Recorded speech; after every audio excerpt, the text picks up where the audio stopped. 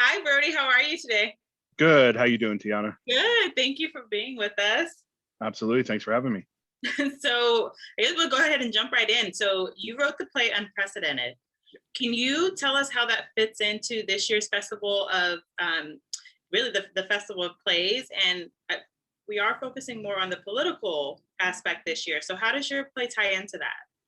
Yeah, yeah. So being that it's political, this is what I wanted to write was a 100% possibly accurate portrayal of the Trump administration over the last 4 years.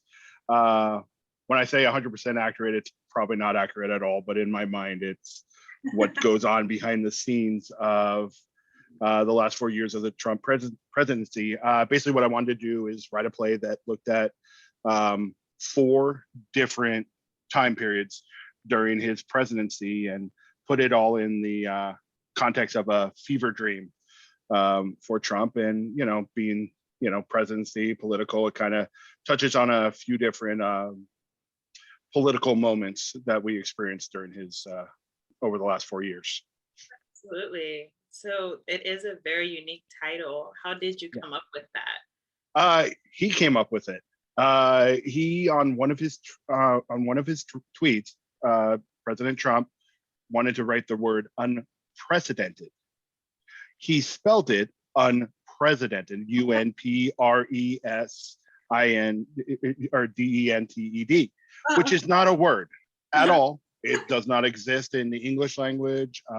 I've looked up Latin, French, German, Russian. It's nowhere. It's not a word. It sits somewhere. It sits right next to Kofifi in the Trump lexicon. And so, I mean, right there, you look at the word unprecedented. Obviously, it's how I feel about the last 4 years. Not everybody's going to share my opinion, but that's my opinion. So it just fit. I mean, the whole idea of, I mean, this wasn't, no matter what, I think even if, I would hope that even people who support him can look over the last 4 years and realize that there was a lot of unprecedented moments during this presidency. And so the fact that he wrote unprecedented just kind of fits in to it perfectly. It was an unprecedented, unpresidential time. So that's how I came up with the title. Thank you for breaking that down. Yeah. So what was your process writing the script? And did you run into any challenges in particular? Yes. My process. So I actually started this play, I think it was probably around April of whatever his first year was. So was that 2016? It was during the second play festival actually that the idea kind of started. I was having a conversation with Professor Farrell Foreman, and I had wrote another political piece at that point, but that one was not a comedy; it was more serious. And we were in rehearsal, and we were talking about what was going on, and he was like, "You should do it. You should write it. I think you could capture his humor." And I was like, "Huh, interesting. Let me see what I can do." And I started getting ideas, and I just started originally. So this is a musical. So that wasn't the original idea at first, but all of a sudden the idea of Trump singing and a musical just kind of happened. And I wanted to focus on a satire because, again, if you look at the last 4 years, I think there was a lot of ridiculous moments. So how do you take a ridiculous situation and make it a satire? Well, I guess you add feather boas and dancing. Like you just got to kind of, you got to raise the bar. So that's kind of how the idea of to make it a musical, and not to give too much away, but the first scene, the first song, it was so ridiculous. The song, I used real Broadway songs, but I changed the lyrics to make it a satire. It just popped in my head. It just came to me, just the idea of the song. And it was very important for me to use, I wanted to use Broadway songs because number one, I'm not a music major, I'm not a music writer, so I'm not talented enough to write my own music. So using Broadway songs, but I use songs that fit the theme. Using a song from a show like Cabaret, which has to do with the German Nazi invasion, stuff like that. And you can kind of see certain signs happening. Or I used something from Chicago, which is about one of the things is what somebody will do to sell their soul for popularity, just to be popular, and what they'll go to.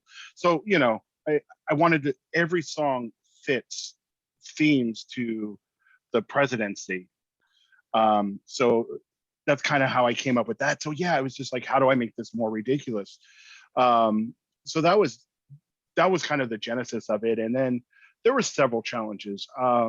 The play changed. Like the first scene came pretty quick.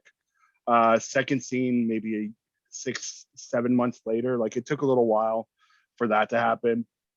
And then like I just kept coming into different roadblocks. I started to write a scene about Mnuchin, and I'd be halfway through and he'd be fired. I'm like, well, there goes that scene. And then I'd start writing about this guy, he's fired.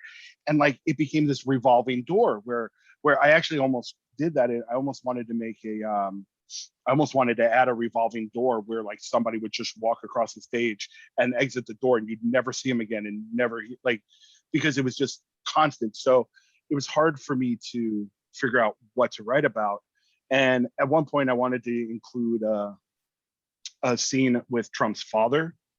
I had the idea of him coming back as like a ghost and doing a scene with him. And one of the hardest things I found, one of my biggest challenges, when I write, I always try to gather as much information and learn about the subject I'm writing about.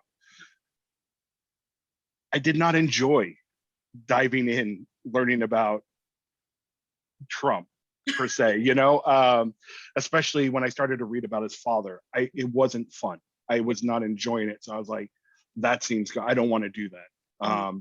So I made it more here in this time and didn't delve too much in the past, just because I gotta enjoy what I'm writing. And I couldn't really find, there was some of the things that you read about his father that I didn't find entertaining. Entertaining is not the right word, not that I find. I think you understand. So those were the two real blocks. So I mean, it took me 4 years to write. Really, like the first two scenes came within the first year, and then the third scene was written last summer, and then the last two scenes were written over probably, I think, end of November, maybe, or December, end of November. So that's where it really came together. Like I had no ending. I didn't know how to end it until the pandemic.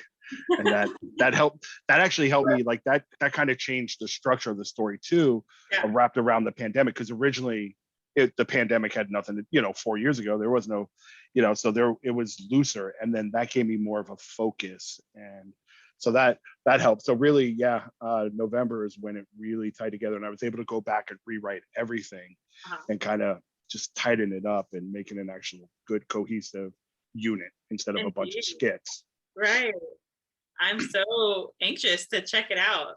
Just seeing people rehearse and just hearing all the news about Unprecedented. I can't wait to check it out. Me too. I'm anxious. I'm very, very happy. I was afraid that I missed the time frame. Writing a political piece, I mean, it's so set, in the now, that 10 years later, it may not, nobody's going to want to hear this. So I was kind of, I kind of wrote it thinking, well, this is never going to happen, and so I'm really glad that this play festival, picked it. And also they chose to, because normally it's a 10-minute play festival. This definitely stretches that by many, many minutes.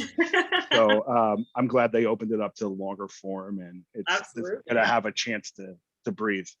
Absolutely.